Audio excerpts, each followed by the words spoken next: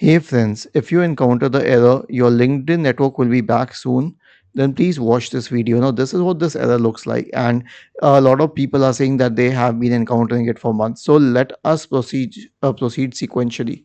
First of all, check for LinkedIn server status on your browser, and then scroll down to this website, which is linkedin-status.com.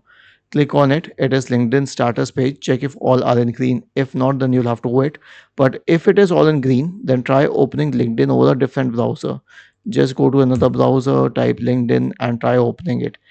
If it doesn't work on the browser either, then that is a problem with the server itself. But if it is working with another browser, then click on these three dots at the top right corner, and then you can select extensions.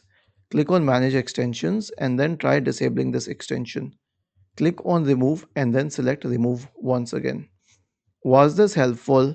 If yes, then please subscribe to the channel. If not, then let us know in the comment section of the video on how we could help you further. Thank you for watching this video and have a nice day.